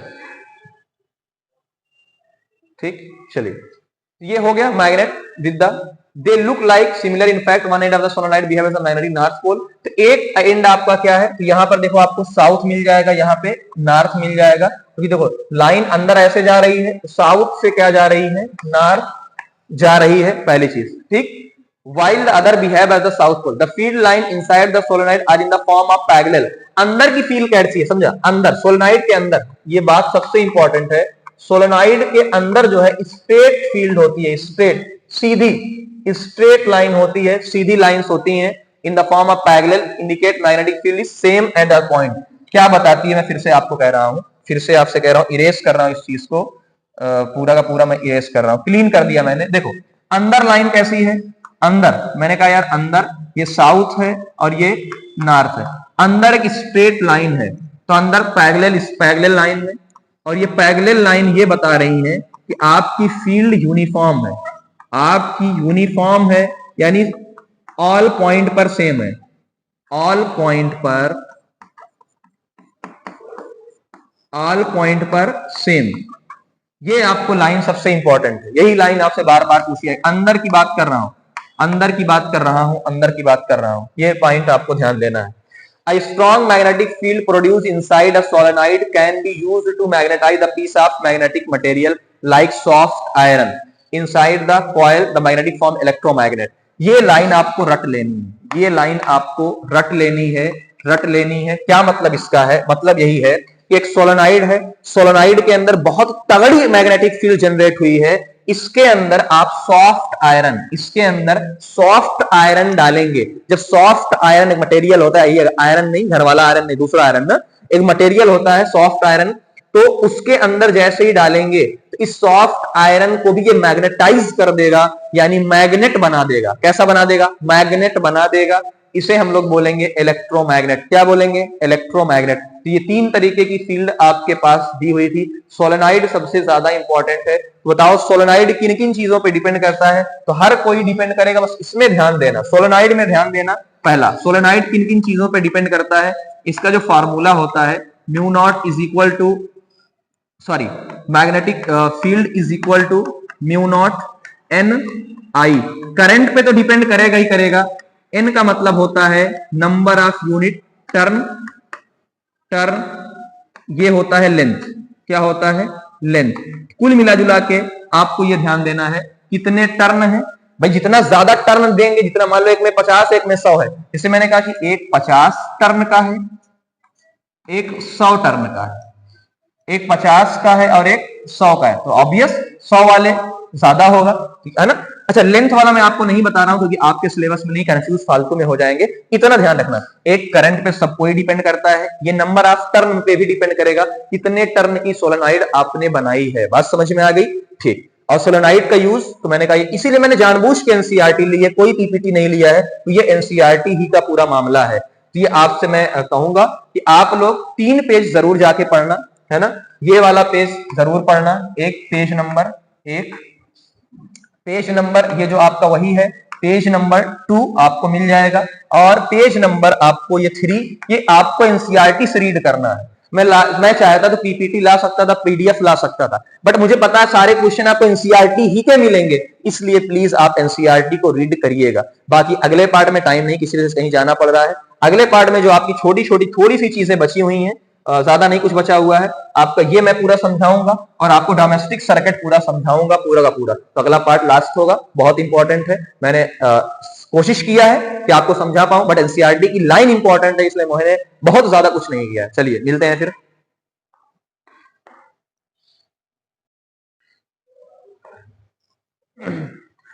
तो बच्चों आपका मैग्नेटिक फील्ड चल रहा था, है ना आपका, मुझे किसी वजह से जाना पड़ गया था, तो हालांकि मैंने समझाया आपको पूरा है, तो मैंने आपसे कहा कि सोलेनॉइड वाला ज्यादा इंपॉर्टेंट है, सोलेनॉइड वाला। तो एक बार रिकैप कर देता हूं जो अभी तक आप लोगों ने पढ़ा होगा। यहाँ पर तो यहाँ तक बातें हो गई थी पूरी की पूरी अच्छी। तो आपको याद क्या रखना है, देखो कंडक्टर के अंदर सिंपल सी बात है, कंडक्टर है, एक कॉपर का वायर है, उसके अंदर आप करंट को फ्लो करवाओगे तो उसके अंदर मैग्नेटिक फील्ड का जनरेशन होगा। अब ये जनरेशन तो होगा, लेकिन सर वो फील्ड कैसी आएगी, फील्ड लाइन, तो हमने कहा कंसेंट्रिक सर्कल आएगा। कंसेंट्रिक सर्कल का मतलब क्या होता है बेटा, मान लो ये आपका यही स्टाइलिश आपकी जो भी है, तो ये सर्कल का मतलब क्या है, देखो एक सर्कल ऐसे, फिर उसी पे ऐसे ऐसे ऐसे, पूरा देखो एक सर्कल ऐसे बन जाएगा। तो मान लो इस पॉइंट पे लिए तो ये सर्कल पूरा का बन गया, ऐसे पूरा सर्कल बनता जाएगा बड़ा सा, और नीचे ये सर्कल बन गया, इस पॉइंट पे ये सर्कल, तो एक पूरा का पूरा आपको सर्कल बनता हुआ नजर आएगा। फिर आपने कहा कि सर ठीक है सर्कल, तो डायरेक्शन कैसे आएगी, तो मैंने कहा डायरेक्शन ऐसे ही आएगी, बहुत सिंपल तरीका है, बहुत सिंपल तरीका है। ये देखो आपकी पेंसिल है, मैंने ये मान लो करंट ऊपर जा रहा है, करंट मैंने ऊपर, देखो थंब को मैंने कहा किया ऊपर, मेरा थंब आपको दिख रहा होगा, देखो थंब मैंने कहा किया ऊपर की तरफ किया, मैंने हाथ को ऐसे मोड़ा, देखो ये थंब ऐसे है, मैंने हाथ को ऐसे मोड़ा, मैंने ये थंब लिया, हाथ को ऐसे मोड़ा, करंट ऐसे जाएगी, देखो करंट ऐसे जा रही है। अगर मेरा थंब नीचे होता, देखो ऐसे होता, थंब नीचे होता तो ऐसे होता। तो ये आप पूरा पैराग्राफ आप पढ़ोगे तो आपको पूरा का पूरा मिल जाएगा। फिर हमने कहा कि सर ये वाला कैसे होगा, कि अगर एक वेस्ट से ईस्ट जाएगा, तो मैंने कहा देखो यार, अगर वेस्ट से ईस्ट, थंब को अपने आप ने इस डायरेक्शन में किया, देखो यूं यूं, है ना, इस तरीके से पूरा मामला हो रहा है, देखो तो इस तरीके, तो ऐसे अंदर से, अब मैं इसमें घुस तो जाऊंगा नहीं, लेकिन इसको घुस सकता हूं, ये तो जाएगा नहीं, ऐसे बात समझ में आ गई आपको, तो ये आपको समझ में आ गया होगा पेंसिल से, ठीक। उल्टा कर दोगे तो उल्टा हो जाएगा। फिर आपने देखा किस पे डिपेंड करता है, तो हमने कहा यार जैसे ही करंट को आप बढ़ाओगे, करंट को आप बढ़ाओगे तो मैग्नेटिक फील्ड लाइंस भी बढ़ेगी, मैग्नेटिक फील्ड बढ़ेगी, सिंपल है। डिस्टेंस, और भाई डिस्टेंस ऑब्वियस सी बात है, इसमें तो रटने की बात ही नहीं, छोड़ दो रटना। भाई देखो मान लो एक वायर यहाँ पे एक बगल में है, ज्यादा बहुत दूर है तो कम, सिंपल सी बात है। और डायरेक्शन पे तो बात हमने कर ही लिया है। फिर हमने अगली चीज कही कि अगर आपके पास एक सर्कुलर लूप हो, आपके पास क्या हो, सर्कुलर लूप हो, जो कि मैंने आपको समझाया हुआ था। और सर्कुलर लूप, तो मैंने आपसे कहा था जो सर्कुलर लूप होता है पूरा का पूरा, मान लो है ना, मैंने इसे बोला था कि अगर एक बड़ा सा सर्कुलर लूप आपके पास है, तो सर्कुलर लूप में भी क्या है, ये एक छोटा सा पॉइंट है, इस पॉइंट पे ये स्ट्रेट लाइन जैसा बिहेव करेगा, तो एक सर्कल सर्कल सर्कल सर्कल बन, इस पॉइंट पे भी सर्कल सर्कल सर्कल, इधर भी सर्कल सर्कल सर्कल सर्कल, ऐसे बढ़ता जाएगा। और ये बढ़ते बढ़ते जो सेंटर इसका होगा, सेंटर इस पे एक स्ट्रेट लाइन आएगी, सेंटर पे स्ट्रेट लाइन आएगी। ये सिंपल सी बात हम लोगों ने कर लिया था। आप पूरे पैराग्राफ को यहां से पढ़ सकते हो, आप पूरे पैराग्राफ को यहां से पढ़ सकते हो, वास्तव में पूरे पैराग्राफ आपको दिख जाएगा मैग्नेटिक फील्ड लाइन, यहां से आप पूरा पढ़ सकते हो, ठीक। ये पूरी लाइन से आप पढ़ना। यहाँ मेन बात क्या देखो, we have so far observe the pattern of magnetic field line produce around current carrying. Straight wire का हमने पढ़ लिया था आपके सामने, अगर स्ट्रेट वायर का हम देखें तो स्ट्रेट वायर आप पढ़ चुके हैं। उसके बाद suppose the straight wire is bent in the form of circle, वही सेम कह रहा है कि यार एक स्ट्रेट वायर आपके पास था, मान लो ये आपके पास एक लंबा सा स्ट्रेट वायर था, इसी को आपने ऐसे बेंट कर दिया है सर्कुलर लूप के अंदर, यही बात वो कह रहा है, बेंट कर दिया है, ठीक है। How the magnetic field line, we know that the magnetic field produced by current carrying straight wire depend inversely proportional distance, यानी ये लाइन की हम लोग पहले डिस्कस कर लिया है कि जो आपका मैग्नेटिक फील्ड है वो आपके डिस्टेंस के इनवर्सली प्रोपोर्शनल है, ये हमने पहले ही बात कर लिया था। The concentric circle representing the magnetic field around would become larger and larger as we move away from the, ये पूरा पैराग्राफ क्या कह रहा है, सिंपल सी बात है बेटा, देखो अगर आप डिस्टेंस को बढ़ाओगे तो सर्कल बड़ा होता जाएगा। तो हमने कहा जो सर्कल होगा, डिस्टेंस को बढ़ाओगे तो सर्कल बड़ा होता जाएगा। सर्कल कैसा होता जाएगा? बड़ा होता जाएगा। कैसे बड़ा होता जाएगा? सिंपल सी बात है। देखो मैंने ये स्ट्रेट लाइन लिया था, इस पॉइंट पे देखो छोटी डिस्टेंस लेता हूं, छोटा सर्कल, और दूर जाता हूं, बड़ा सर्कल, और दूर जाता हूं, बड़ा, और दूर जाता हूं, बड़ा, और दूर जाता हूं, बड़ा, और दूर जाता हूं, बड़ा। यानी आपको एक चीज सिंपल सी मिली, यार डिस्टेंस बढ़ाएंगे, ये बात बहुत इंपॉर्टेंट है, डिस्टेंस बढ़ाएंगे तो जो सर्कल है, सर्कल बड़ा होता जाएगा, सर्कल बड़ा होता जाएगा। और सर्कल बड़ा होने का मतलब ये है कि आपकी जो स्ट्रेंथ है, आपकी जो ताकत है, स्ट्रेंथ है, वो क्या है? कम है। वो क्या है? कम है। आइए अब चर्चा करते हैं। By this time we reach the centre of the circular loop. अब हम कहां पहुंच चुके हैं? सेंटर पे। कहां पहुंच चुके हैं? सेंटर पे। The arc of this big circle would appear, तो बीच में क्या? स्ट्रेट लाइन दिखेगा। ये पॉइंट बड़ा इंपॉर्टेंट है कि बीच में क्या होता है, वो स्ट्रेट लाइन नहीं है, वो एक बहुत बड़ा सा सर्कल है। बहुत बड़ा का मतलब क्या है? देखो मैंने ड्रॉ कर दिया, अगले ही पेज पे ड्रॉ कर देता हूं। मैंने कहा यार ये बहुत बड़ा सा सर्कल है, ये ऐसे ऐसे ऐसे ऐसे ऐसे घूम के बहुत बड़ा सर्कल ऐसे आता। तो यार एक यहाँ पे तो हम दिखा नहीं सकते, तो ये एक स्ट्रेट लाइन है। जो सेंटर आपका है, ये पॉइंट आपका इंपॉर्टेंट है, जो सेंटर वाली लाइन है वो कैसी है? स्ट्रेट लाइन है, साउथ से नॉर्थ। देखो ये साउथ है और ये नॉर्थ, स्ट्रेट लाइन है। Every point on the wire carrying current would give rise to the magnetic field appearing as a straight line at the center of the loop by applying the right hand thumb rule. Right hand thumb rule से हम पूरा direction जान सकते हैं कि किस किस direction में है, जो मैंने अभी आपको बताया था। ठीक है कि राइट हैंड थंब रूल से हम पूरा का पूरा जान सकते हैं। ये मैंने आपको दिखाया था कि किस तरीके से आपको मामला सेट करना है पूरा का पूरा। ठीक है ना? बात समझ में आई? ऐसे करना है कि ऐसे करना है।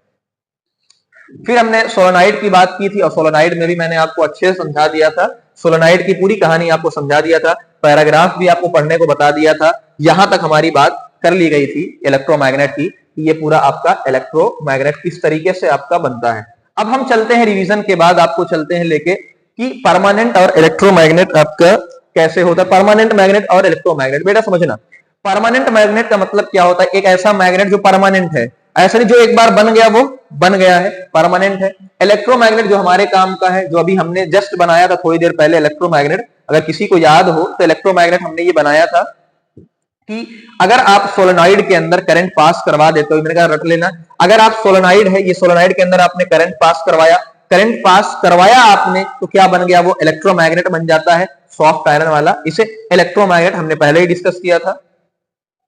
तो इलेक्ट्रोमैग्नेट कैसा है? टेम्पोररी है। टेम्परेरी क्यों है बेटा? टेम्परेरी क्यों है? आप करंट को पास करवा रहे हो ना, करंट को पास करवा रहे हो। अगर आप करंट को ऑन भी कर सकते हो और करंट को ऑफ भी कर सकते हो, बात समझ में आई? इसलिए टेम्परेरी है। अच्छा, इसकी फिक्स्ड स्ट्रेंथ होती है, इसकी वेरिएबल। वेरिएबल क्यों है भाई? आई आप करंट ज्यादा भी कर सकते हो और करंट को कम भी कर सकते हो, इसलिए वेरिएबल है। दूसरा, पोलैरिटी चेंज।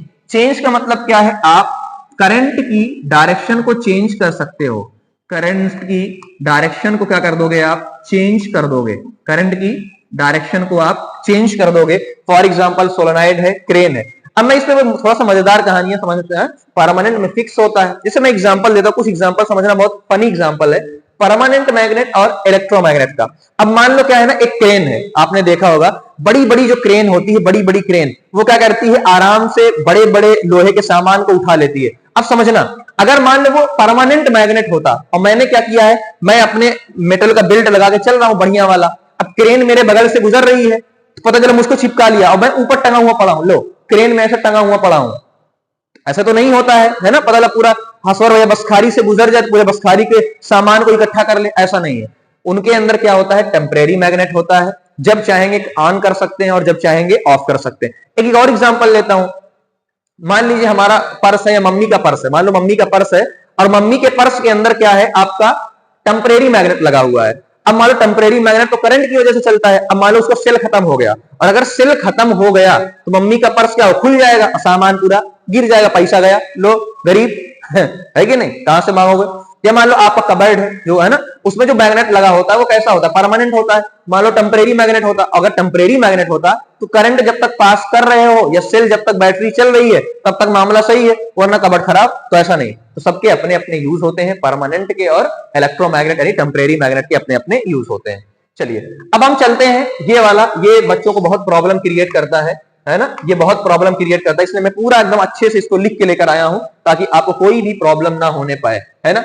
चलो एक बार फिगर देख लो, ये आपके सामने पूरा फिगर लगा हुआ है, फिगर आपको दिख रहा होगा, फिगर आपको दिख रहा होगा। वन बाय वन मैं समझाता हूं, आप अपनी बुक के अंदर देखिएगा सबसे पहले क्या क्या हुआ है, फिर आपको समझ में पूरा आ जाएगा। देखो एक एल्युमिनियम की रॉड है और आपको पता है ना, देखो क्या क्या लगाए हैं यहाँ पे देख लो, ये आपका एल्युमिनियम की एक रॉड लगी हुई है, एक हॉर्सशू मैग्नेट आपका लगा हुआ है, हॉर्सशू मैग्नेट आपका लगा हुआ है। तो एक सिंपल सी बात बताओ, एल्युमिनियम की जो रॉड होती है वो तो अट्रैक्ट होती नहीं है, वो तो अट्रैक्ट होती नहीं, लोहा थोड़ी है, वो एल्युमिनियम है, वो तो अट्रैक्ट होगा नहीं, सिंपल। तो एल्युमिनियम की रॉड ना ही अट्रैक्ट होती है ना ही रिपल होती है, कोई दिक्कत नहीं, अभी नॉर्मल है। जैसे आपने स्विच को ऑन किया, अब बताओ स्विच को ऑन करने का मतलब क्या है कि यहाँ पे आपने क्या लगाया हुआ है, बैटरी। देखो यहाँ पे आपने क्या लगाया हुआ है, बैटरी, यानी करंट पास करवाया। स्विच ऑन करने का मतलब क्या है कि आपने करंट को पास करवाया है। स्विच ऑन करने का मतलब क्या है, करंट को पास करवाया है। इसका मतलब यहाँ पे क्या था, स्विच ऑफ था, यहाँ पे स्विच क्या था, ऑफ था। बहुत आराम से इसको समझो, बहुत इंपॉर्टेंट है।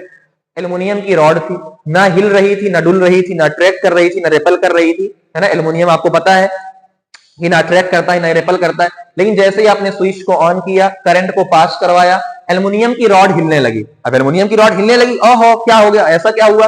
तो सबसे पहले जो ऑब्जर्व किया था वो एंड्रे मैरे एम्पियर, यहां आपको दिया हुआ है, एम्पियर साहब ने आपको देखा। एम्पियर को जानते हो कि नहीं जानते हो, है ना, ऐसा नहीं, एम्पियर को आपको जानना है, कौन होते हैं, एसआई यूनिट किसकी है, करंट की एसआई यूनिट। ये वो है, उन्होंने खोजा था, इसके नाम पे पड़ी है, महान साइंटिस्ट बड़े। तो ऑब्जर्व किया, अब क्या मतलब इसका, उन्होंने ये कहा कि देखो एक कंडक्टर, बहुत आराम समझो, एक कंडक्टर है, जब आपने करंट को पास करवाया, सर पास तो करवाया, साथ में एक्सटर्नल मैग्नेटिक फील्ड रखा। तो एक्सटर्नल मैग्नेटिक फील्ड का मतलब क्या है कि आपने वो मैग्नेट रखा, आपने ये वाला क्या रखा, मैग्नेट रखा, आपने ये वाला मैग्नेट रखा जिसका एक साउथ पोल और एक नॉर्थ पोल आपका है। तो आपने एक मैग्नेट रखा है, तब उन्होंने कहा यार फोर्स लगा। इसका मतलब जानते एक्सप्लेनेशन क्या है, समझना। कंडक्टर की खुद की, देखो मैग्नेट का अपना मैग्नेटिक फील्ड होगा, बिल्कुल सर, मैग्नेट का अपना मैग्नेटिक फील्ड होगा।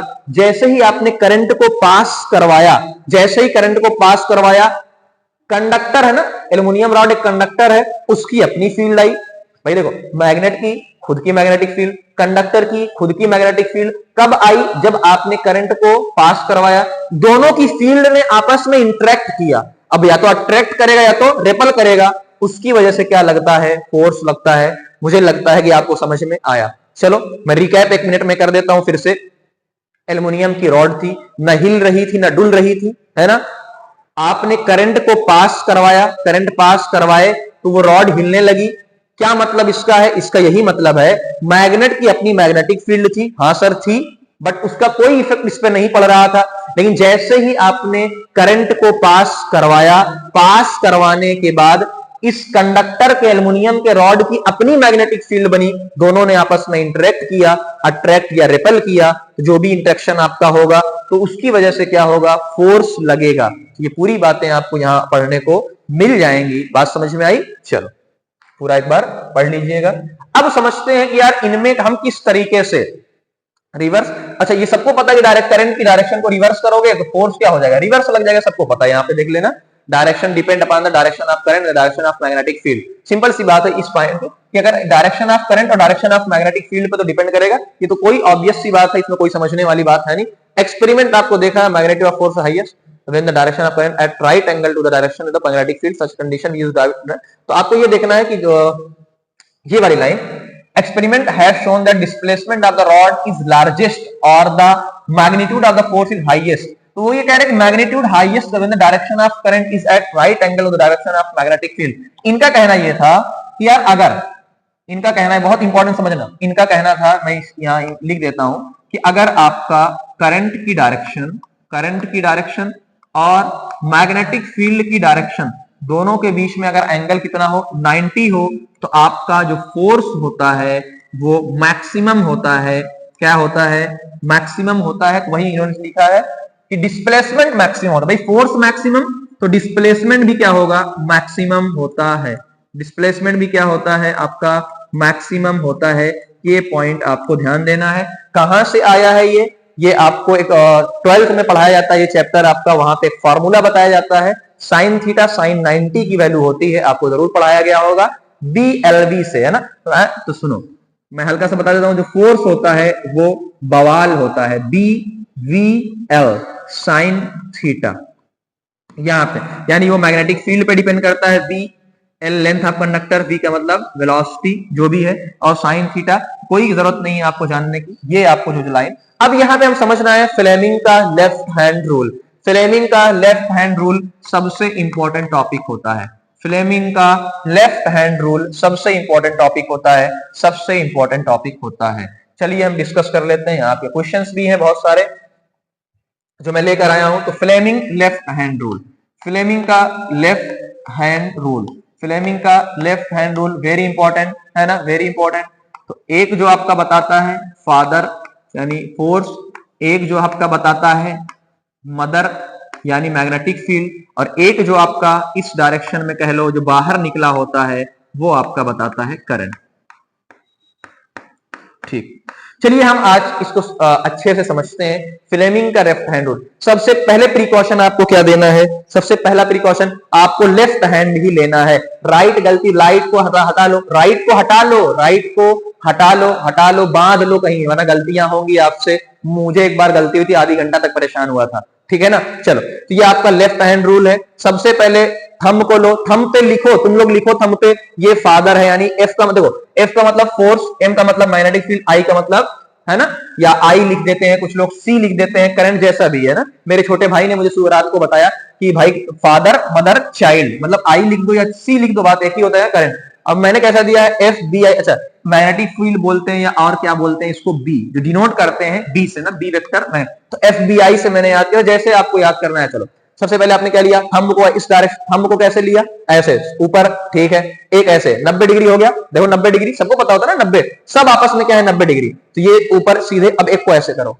देखो आपको सबको पता है भाई ये y एक्सिस और ये x एक्सिस दोनों क्या होते हैं परपेंडिकुलर, भाई y देखो y axis x axis perpendicular होते हैं। तो आपने पहले फोर्स ले लिया, फिर आपने क्या ले लिया, ये आराम से क्या ले लिया, मैग्नेटिक फील्ड, फोर्स ऊपर मैग्नेटिक फील्ड इधर, और अब क्या बचा करंट, तो आपकी ये उंगली सीधे कर लो, ये उंगली आपने सीधे कर लिया है, तीनों 90। अब आप कुछ भी हिलाओ, कंधा हिलाओ, ये हिलाओ, बस ये नहीं हिलना चाहिए आपका, ये नहीं हिलना चाहिए, ये नहीं हिलना चाहिए, कैसे भी करके। सबसे पहले आते हैं अप्लाई करते हैं, आपको समझ में आएगा। देखो यहाँ पे, अच्छा एक चीज मैं बताना भूल गया था उसको, ये क्रॉस सुनो से, यहाँ से क्रॉस, ये जो क्रॉस होता है ना, क्रॉस का मतलब होता है अंदर, क्रॉस का मतलब क्या होता है अंदर, और डॉट का मतलब क्या होता है बाहर, उल्टा ना, क्रॉस का मतलब अंदर और डॉट का मतलब क्या होता है बाहर। अच्छे से समझ के जाओ ताकि कहीं भी प्रॉब्लम आपको ना हो। चलो इसको देखते हैं, बताओ मैग्नेटिक फील्ड कहां जा रही है, अंदर, समझना वन बाय वन। आपकी उंगली ऐसे होना ही चाहिए, आपकी उंगली ऐसे होना ही चाहिए। मैग्नेटिक फील्ड बताओ, ये आप लिख लो, यहाँ पे ये लिख लो, गलती नहीं होगी। मैग्नेटिक फील्ड कहां जा रही है अंदर, करंट कहां जा रही है इस डायरेक्शन में, करंट कहां जा रही है इस डायरेक्शन में, मैग्नेटिक फील्ड कहां जा रही है अंदर, थंब कहां आ रहा है ऊपर, थंब कहां आ रहा है ऊपर, देख लो फोर्स कहां आ रहा है ऊपर, हो गया कोई दिक्कत नहीं। अगला इसमें देखो आपकी मैग्नेटिक फील्ड कहां जा रही है अंदर, मैग्नेटिक फील्ड कहां जा रही है अंदर, करंट कहां जा रही है नीचे, ये अंदर ये नीचे, देखो ये नीचे ये अंदर, फोर्स कहां जा रहा है इधर, देख लो फोर्स कहां लग गया, इस तरफ लग गया, ठीक है सर। इसमें बताइए ये कहां जा रहा है, समझना, ये कहां जा रहा है, करंट कहां जा रहा है नीचे, ये कहां जा रहा है इधर, तो आओ इधर, मैं इधर घूम जाता हूं, आसानी होगी समझ, लेफ्ट हैंड ही है भाई मेरा, लेफ्ट हैंड ही है, समझना।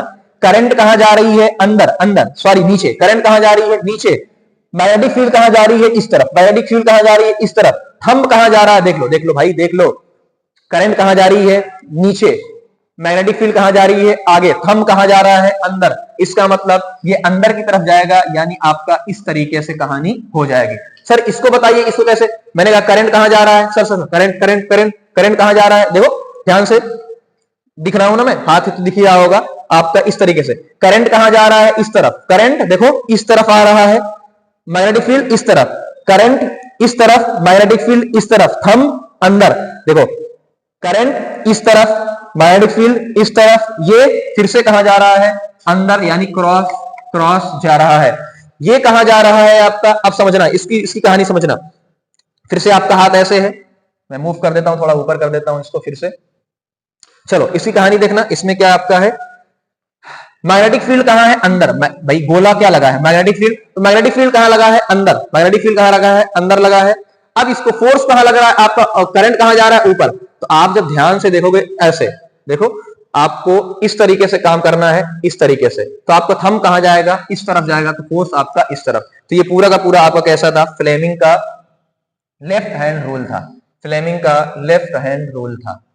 बात समझ में आ गई, तो फ्लेमिंग का लेफ्ट हैंड रूल ये आपका था। चलिए आगे बढ़ते हैं, अब पूरा का पूरा खत्म हो चुका है। अब आते हैं डोमेस्टिक सर्किट पे। किस पे आते हैं, डोमेस्टिक सर्किट पे आते हैं, जो कि आपका बहुत इंपॉर्टेंट है। डोमेस्टिक सर्किट बहुत इंपॉर्टेंट है। अब इसमें पहले हम बात कर लेते हैं कौन कौन सा वायर होता है, उसकी पहले बात करते हैं। देखो समझना, मेरी कहानी आराम से समझ में आ जाएगा, फिर एनसीईआरटी की रीडिंग करवा दूंगा आपको। देखो एक लाइव वायर होता है जो आपके घर से, जैसे मान लो जो आपके घर के बाहर खंबा है, खंबे से एक तार आता है, तार का जो एक्चुअल कलर होता है वो कैसा होता है, रेड कलर का होता है। एक्चुअल बाहर से कैसा भी हो, अंदर से कलर कौन सा होता है, रेड का होता है। उसे हम लोग बोलते हैं लाइव वायर, यानी जो घर में आता है वो कैसा होता है, लाइव वायर होता है। एक न्यूट्रल वायर होता है जो ब्लैक कलर का होता है, जो सर्किट को कंप्लीट करता है। क्या करता है बेटा, सर्किट को कंप्लीट करता है, सर्किट को कंप्लीट करता है ना। फॉर एग्जांपल के तौर पे, मैं ऐसे एग्जांपल के तौर पे अगर आपसे लेता हूं कि मान लो आपने ये तार है ना, ये आपका जो मान लो नीचे कोई तार है, और कोई प्रॉब्लम ना हो यार, बंद ना हो जाए, डर लग रहा है। नहीं रहने दो, बंद हो जाएगा नीचे, वरना तार बंद हो जाएगा। चलो मान लो आपके पास कोई एक तार को पकड़े हो, ये मैंने मान लो तार को पकड़ा है, और मैं लकड़ी के कबर्ड पे खड़ा हूं, एक लकड़ी पे खड़ा हूं, क्या मुझे करंट लगेगा, बिल्कुल नहीं लगेगा। क्योंकि क्या होता है, करंट जो फ्लो होता है पोटेंशियल डिफरेंस की वजह से होता है, अब वो तो जमीन में पहुंच नहीं पाएगा। लेकिन अगर मैं जमीन में खड़ा हो जाऊं, क्या सर्किट कंप्लीट हो गई है, अब जमीन से कनेक्ट हो गया हूं मैं, तो अब मुझे क्या लग जाएगा, आराम से लग जाएगा करंट। तो यानी अगर सर्किट को कंप्लीट करना है और सर्किट कंप्लीट की वजह से ही करंट का फ्लो होना है, तो एक और न्यूट्रल वायर लेना पड़ेगा जो ब्लैक कलर का, जो सर्किट को कंप्लीट करता है। फिर उसके बाद कई बार ऐसा होता है बेटा ना, अर्थिंग, अर्थिंग जो होता है ना, अर्थिंग होती है, ग्रीन कलर का होता है, सेफ्टी पर्पज से होता है। कई बार ऐसा होता है कि जो आपके हाई पावर वाले हैं, गीजर है, फ्रिज है ना, या जो आपके प्रेस है, जिनके अंदर करंट बहुत ज्यादा यूज होता है, उनके अंदर करंट का लीकेज हो जाता है। लीकेज का मतलब करंट बहने लग जाती है, और अगर आप उसको टच करोगे तो आपको करंट लग जाएगा। तो उससे बचने के लिए एक अर्थिंग वायर होता है ग्रीन कलर का। जैसे मान लो मैं एग्जांपल देता हूं, सबने आपको देखा होगा हमारे जो एक प्लग होता है ना, प्लग सबने देखा होगा। क्या हुआ यार,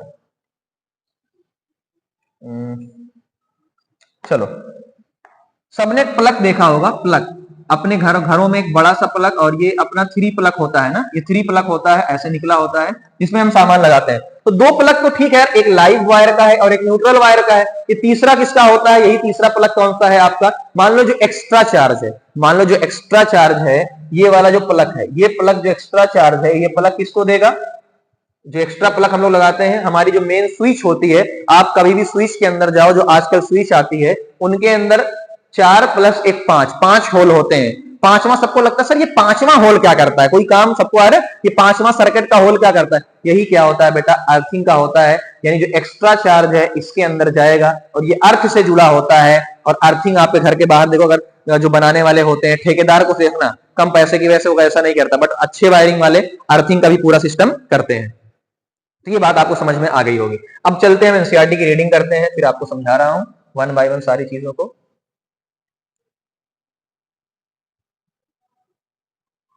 चलो 1 बाय 1 हम सारी चीजों को समझते हुए चलते हैं।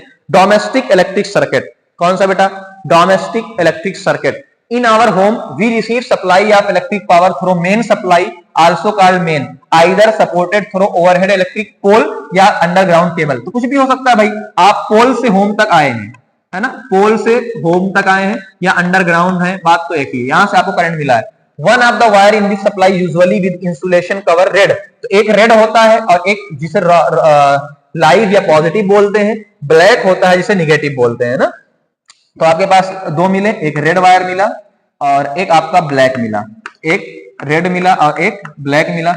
एक को बोलते हैं पॉजिटिव, एक को बोलते हैं निगेटिव, ठीक है ना, ये हमने अभी बात कर लिया। पॉजिटिव निगेटिव को भी देख लेना, हो सकता है यहां से भी क्वेश्चन आपका बन जाए कौन positive. In our country the potential difference between 2 is 220, तो मैंने कहा ना इन दोनों के बीच में जो पोटेंशियल डिफरेंस होता है 220 वोल्ट का होता है। इंडिया के अंदर 220 वोल्ट का होता है, 230 कई जगह लिखा होता है, बट नॉर्मली 220 वोल्ट का होता है। At the meter board in the house, these wire pass into electricity meter through a main fuse. Fuse की वजह से through the main switch they are connected to the line wire in the house. These wires supply electricity to separate circuit within the house. अब ये अलग अलग circuit में separate करते हैं, कोई दिक्कत की बात नहीं है, अलग अलग जगह होता है, पूरा भी आपको बात किया जाएगा। Often two separate circuit are used, one 15 ampere current rating for appliance with higher power. अब यहाँ पे आपसे कहा गया ना, मान लो दो तरीके की करंट आपकी है, एक 15 एम्पियर की है, एक 5 एम्पियर की है। क्या मतलब है भाई, जो हाई यूज करेंगे कम वाले कम यूज करेंगे और हाई वाले हाई यूज करेंगे अप्लायंस। मान लो आपको मोबाइल लगाना है तो कम वाले में लगाओगे, मान लो आपको गीजर लगाना है, आपको प्रेस लगाना है तो जिसमें करंट ज्यादा होगी उस वाले में लगाओगे। Current rating for the bulb fan तो किसके किसके लिए होता है, हाई जो लिखा है ना 15 एम्पियर वाला गीजर या एयर कूलर के लिए होता है, कम एम्पियर वाला आपका बल्ब के लिए होता है।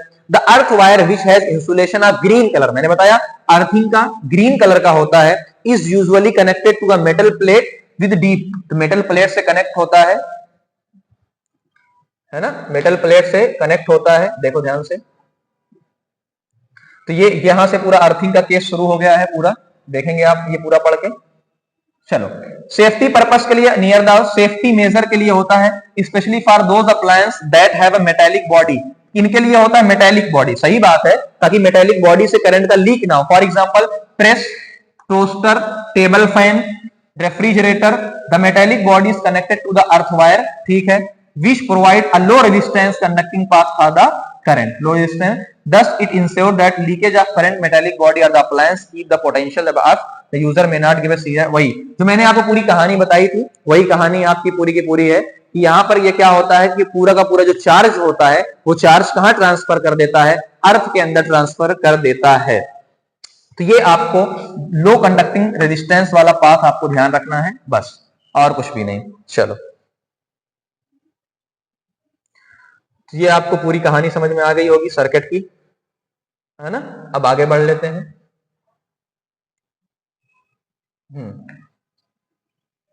चलिए, आगे बढ़ लिया हम लोगों ने, आगे बढ़ लिया है तो अब इसमें कुछ चीजें आप पहले पढ़ लेते हैं, फिर आपको मैं समझाता हूं। पहले पढ़ लेते हैं हम लोग।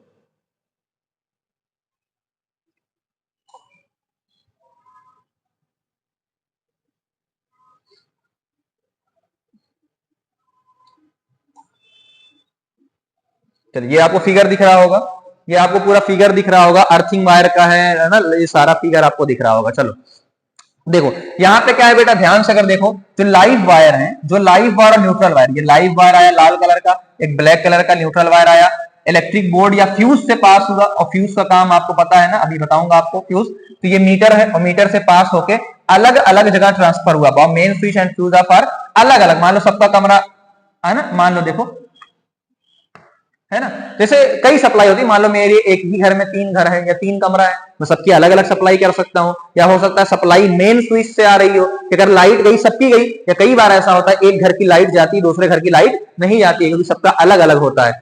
और ये अर्थिंग वायर को आप देखेंगे तो अर्थिंग वायर आपके मेन स्विच से कनेक्ट नहीं है, बल्कि यहां से कनेक्ट है सीधा ना, तो ये आपका बोर्ड से कनेक्ट नहीं होता है, तो इसको भी आप ध्यान रखना, कौन सा बोर्ड से कनेक्ट नहीं है। तो अर्थिंग वाला पोल से सीधा वहां से कनेक्ट नहीं है, वो बाहर से आके आपका कनेक्ट है यहाँ जो अंदर है। दोनों सब कैसे हैं, आपस में पैरेलल हैं, सब कैसे हैं आपस में पैरेलल हैं, ये इंपॉर्टेंट है सारे, और सबको 220 वोल्ट मिल रहा है। तो यही चीज यहाँ पे आपसे बोली जा रही है, ये पूरा कि हाँ, ये पूरा आपसे figure give system diagram most common domestic circuit is separate circuit different appliance can be separate switch to on off, live है न्यूट्रल सब है, ईच अप्लायंस है सेपरेट स्विच, सबके पास अपनी सेपरेट स्विच होती है, ऑन ऑफ कर सकते हो। अप्लायंस इक्वल, दूसरा इक्वल पोटेंशियल डिफरेंस है, क्योंकि सब कैसे हैं पैरेलल में। तो हमने कहा अगर सब के सब कैसे हैं पैरेलल के अंदर हैं, सब पैरेलल में, तो हम पहले से पढ़ चुके हैं पैरेलल के अंदर आप सबकी स्विच को ऑन और ऑफ अलग से कर सकते हो, ऑन और ऑफ आप अलग से कर सकते हो, सबको पोटेंशियल सेम मिलेगा 220 वोल्ट का। यहां तक हम लोगों ने बात कर लिया था, यहां तक सब लोगों ने बात कर लिया था, किसी को कोई प्रॉब्लम नहीं होनी चाहिए, किसी को कोई प्रॉब्लम आई थिंक नहीं होनी चाहिए। चलिए ठीक है, चलिए अब हम बात करते हैं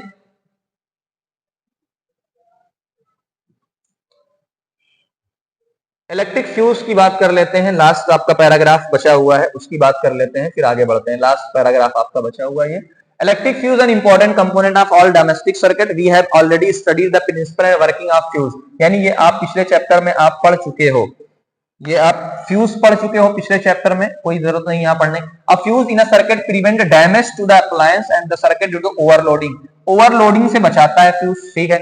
अब ओवरलोडिंग किस वजह से हो सकती है बेटा, वो समझना। ओवरलोडिंग कैन आकर when the live wire and the neutral wire come into direct contact. पहली ओवरलोडिंग हुई, पहली ओवरलोडिंग आपकी हुई जब लाइव और न्यूट्रल, लाइव प्लस न्यूट्रल, ओहो चलो मैं ऐसे लिखता हूं, लाइव प्लस न्यूट्रल ये आपस में क्या हो चुके हैं, कनेक्ट हो चुके हैं। पहला आपको ये मिल गया, सबसे इंपॉर्टेंट, ठीक है। अगला दिस, अच्छा ये ऐसा क्यों होगा, ऐसा क्यों होगा मैं आपको हल्का सा देखो, एक ही आपका डब्बा है, एक ही आपका स्विच है, उस स्विच के अंदर बहुत सारे वायर हैं। हो सकता है कई बार स्विच के वायर का जो इंसुलेशन होता है, जो कवर होता है, वो कट जाए, दोनों आपस में कनेक्ट हो सकते हैं, तो ये भी रीजन पूछा जा सकता है, ऐसा क्यों हो सकता है fault. In such a situation the current in the circuit abruptly increase, बहुत ज्यादा करंट इंक्रीज हो जाती है, जिसे हम शॉर्ट सर्किट बोलेंगे। The use of an electric fuse prevent the electric circuit and the appliance for a possible damage by stopping the flow of current. So, the Joule's heating that take place in the fuse melt to break the, हम पढ़ चुके हैं। Overloading can also occur due to an accidental hike in the supply of the voltage. दूसरा reason क्या हो सकता है, अगर जो V सप्लाई है, जो वोल्टेज सप्लाई आपकी है, वो अचानक से बहुत ज्यादा हो जाए, अचानक से क्या हो जाए, बहुत ज्यादा हो जाए सम टाइम। तीसरा रीजन आपको क्या मिलेगा कि काज बाय करें टू मेनी अप्लायंस में, टू मेनी यानी बहुत सारे अप्लायंस, टू मेनी अप्लायंस आपने यूज कर लिया है। बस खत्म पैराग्राफ यार, पूरा इतना ही करना था। चलो अब हम दिखाते हैं आपको पूरा जो मैंने लिखा है वो, और जो अभी लिखवाया गया वो। चलो अब हम बात कर लेते हैं ताकि आपका पूरा टॉपिक खत्म हो जाएगा। देखो ये लाइव वायर है, ये न्यूट्रल वायर है, ये काम चालू है, कोई दिक्कत नहीं। दोनों को कितना वोल्टेज मिल रहा है, मैंने पहले ही आपको यहाँ 220 वोल्ट का पोटेंशियल डिफरेंस इनको मिल रहा है। सर्किट अच्छे से चल रही है। किसी वजह से अगर दोनों टच हो जाए, किसी वजह से आपने जानबूझ से करवा दिया, किसी वजह से यानी इंसुलेशन हट गया, किसी वजह से अगर आपने इनको दोनों को टच कर दिया तो शॉर्ट सर्किट होगा। क्या मतलब, रीजन जब ऐसा दोनों आपस में टच हो जाएंगे वायर वायर, तो रेजिस्टेंस क्या हो जाएगा, कम हो जाएगा टच, और करंट मैक्सिमम। अब अगर करंट बहुत ज्यादा हो जाएगी तो जो according to the Joule's law of heating, heating तो मैंने लिखा ना हीटिंग, तो यहां आप समझ जाना कौन सा लॉ लग रहा है, जूल्स है ना, जूल्स लॉ, उसकी वजह से स्पार्क होगा, उसकी वजह से जूल्स लॉ, यहां जूल्स लॉ लग जाएगा, स्पार्क होगा, और उसे हम क्या बोलेंगे, शॉर्ट सर्किट बोलेंगे। क्या बोलेंगे बेटा, शॉर्ट सर्किट बोलेंगे, ठीक। तो फ्यूज इसी से बचने के लिए क्या लगाया जाता है, सीरीज में लाइव वायर के क्या लगा दिया जाता है, ये इसका मेल्टिंग पॉइंट कम होता है। जब ये हीट हो जाता है बहुत ज्यादा तो फ्यूज क्या हो जाता है, तार हट जाता है। अब तो एमसीबी आ गई है, वो गिर जाती है। अब दूसरा ये क्या हुआ, पूरा ओवरलोडिंग। तो ओवरलोडिंग के मैंने 3 रीजन यहां पे लिखे थे। पहला, अगर एक ही सर्किट में बहुत सारे अप्लायंस आपने लगा दिए तब भी ओवरलोडिंग हो जाएगी। अगर आपकी वी सप्लाई आपकी बहुत ज्यादा हो गई तब भी ओवरलोडिंग हो जाएगी। अगर लाइव और न्यूट्रल वायर आपके कनेक्ट हो गए हैं तब भी आपस में क्या, ओवरलोडिंग हो जाएगी। तो ये पूरा आपका खत्म हो गया है, पूरा का पूरा चैप्टर। आप बताना चैप्टर आपको कैसा लगा। मैंने पूरी ट्राई किया है, पूरी कोशिश किया है आपको पढ़ाने की, ठीक है ना। चलिए मिलते हैं फिर कभी। Thank you very much.